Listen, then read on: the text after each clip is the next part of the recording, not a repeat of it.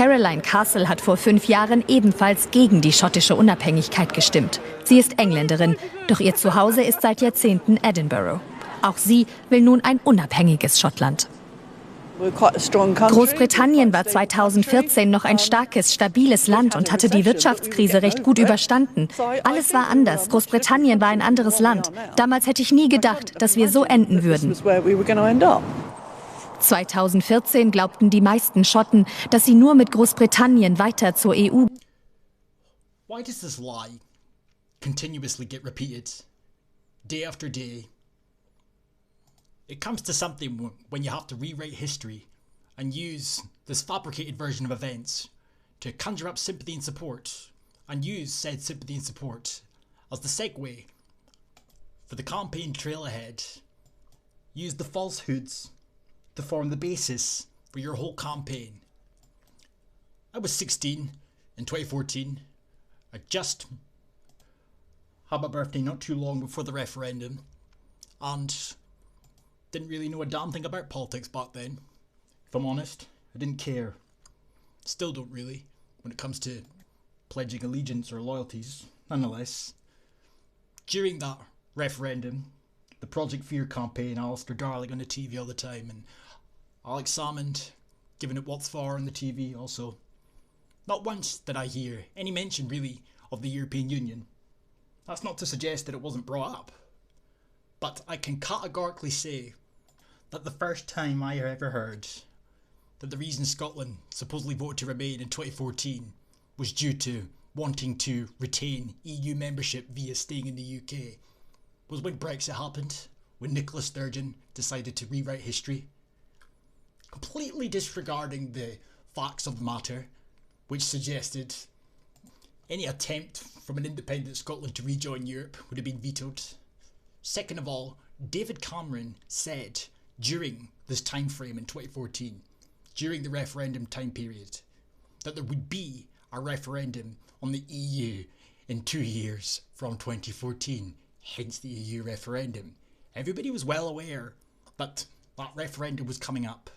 So to suggest that the European Union was the number one concern above all else, dominating the referendum discussion day in, day out, relentlessly, culminating in petrified and torn voters feeling they had no choice but to favour remaining in the UK just so they could retain this integral and vital membership. Really? A sacrifice, and now it's a promise broken.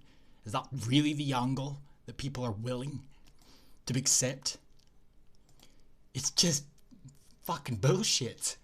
What about their white paper? There's another one that kind of throws a spanner into the mix. The white paper stated that we would have been out of the European Union, and they plan to make negotiations or go into negotiations to try and get back in. Now, that doesn't suggest that we would get back in, but whenever it was raised in the following years and even in recent months, whenever somebody mentions the white paper, they're quick to jump down your throat and remind you swiftly that they had every intention of going back into the European Union. So with that in mind, the claim that people felt they had to stay in the UK in order to remain in Europe seems a little less plausible, as both outcomes would have eventually, in theory, led to us being in Europe regardless. So it goes without saying that nobody gave a fuck about the claims this video makes when it came to casting their votes.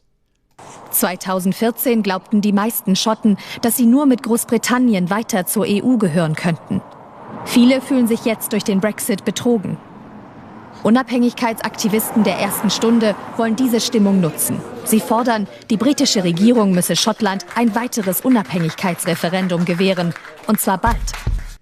We periodically hear about a so-called case that the SNP have to make to the people of Scotland about choices in the foreseeable future. But I do find it rather bizarre, as when you listen to their diatribe or if you just read their own articles, it says here, for example, at a public meeting last night in Edinburgh, Mary Black and Beta Blackford laid out the clear choice now facing the people: Brexit Britain or Scottish independence. But Brexit Britain is hanging by a thread, majorly down to the SNP, amongst others, but the SNP no less. So, if Brexit Britain, quote unquote, is scuppered, delayed or stopped completely, Not only do they no longer have a mandate for a referendum, this choice that they speak of, the case that they speak of, kind of loses a bit of its oomph, does it not? Now, naturally, there will be people in Scotland that only vote for the SNP because they want independence one way or another. So it's no skin of their nose where the method and the madness derives from when it comes to the SNP and their talk of independence. But it's this talk of independence that seems to have won some, or maybe even many, who knows, over, yet it's only getting a mention because the EU referendum didn't go exactly the way the SNP had hoped it would go. Nicola Helmethead Sturgeon did her part, telling the surge in support that she'd managed to obtain via the previous 2 elections. To vote a specific way, the premise for independence doesn't arise if you vote to leave, so naturally, she managed to secure a mandate, as well as hopefully playing her part in terms of the UK voting to remain.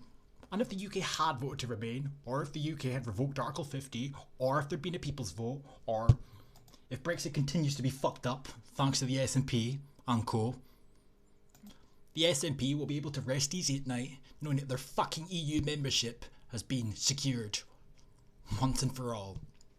But when it comes to the constant talk of independence, or should I say the periodic talk, the only reason that it's been getting a mention sporadically as the months have rolled on and the years have rolled on, as they needed to test the waters and they needed to ensure that they could take confidence in relying on a referendum if Brexit was to occur. And of course, we really can't escape the glaring contradictions at play here when it comes to the way that the SNP have campaigned for the best part of 2 to 3 years, doing everything in their fucking power to stop Brexit, but yet occasionally coming out to talk about us having a right to determine our own future, which I find fucking laughable when you look at what the SNP do behind the scenes. It's not independence for a good portion of reasons. One, the elephant in the room, joining the European Union as it seeks to move to a federalised state is not independence by any stretch of the imagination. But when it comes to the SNP's pretty much open secret love affair with the UN, you really do have to wonder who the fuck really controls our country. The SNP love to talk a good game about Westminster, but I think scrutiny needs to be directed elsewhere. Nonetheless, if Brexit was stopped, or if Article 50 was revoked, or if they'd been successful in any of their fucking campaigns throughout the months and the years, then they wouldn't have a mandate. Because their mandate states quite clearly circumstantial changes, such as being dragged out of the European Union against our will. And time's marching on now. We're heading towards 2020.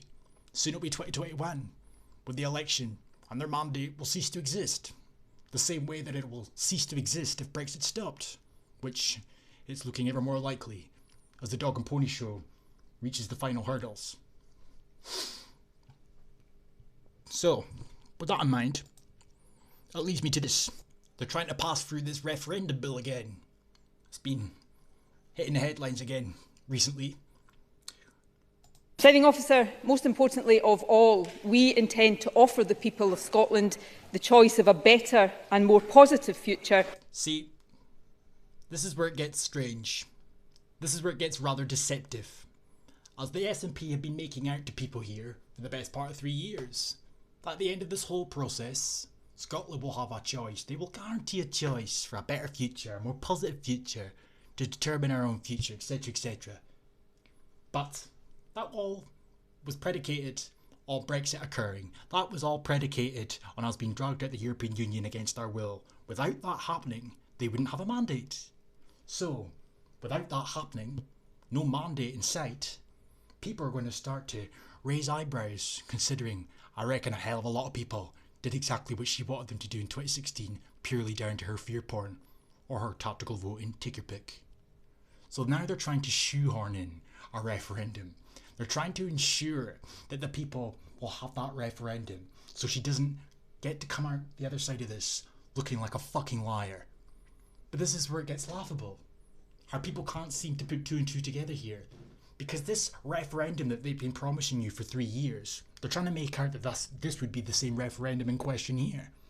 But yet this referendum that they're trying to pass through Parliament relies on the UK government granting them the right to hold a referendum.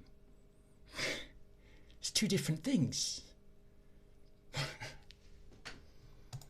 As an independent nation. The referendums bill introduced before recess is about to resume its parliamentary progress. I can confirm today that during the passage of the bill, we will seek agreement to the transfer of power that will put the referendum beyond legal challenge. We have a clear democratic mandate.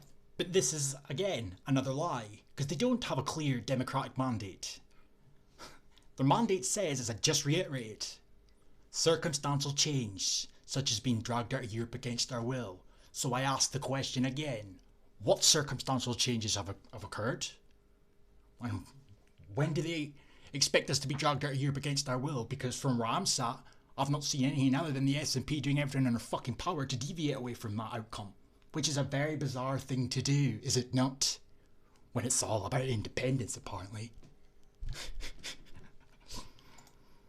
To offer the choice of independence within this term of Parliament. That's a lie. You only have said choice within this term of Parliament if the aforementioned come into effect. I don't know how many times I need to keep reiterating this, but it just seems that these people are consciously making a decision to disregard the blatant contradictions while they continue this tirade of fucking duping the public. And the one thing that fundamentally rubs me up the wrong way completely about this bitch and the SNP in general is the fact that they're trying to make people in Scotland choose between Westminster or the European federalist state. I mean, talk about a rock and a hard place, eh? And these people, they give off this illusion that they're fucking nationalists and they care about Scotland, they care about Scottish people. Do they fuck? If only people would take the time to research what these fucks are doing behind your back. If you would look into their attitudes to immigration, to this country, to the people. They couldn't be any more anti-Scottish if they tried. Which is rather fitting. Because as I said, the SNP are in bed with the UN. Or the people that run it anyway. Peace.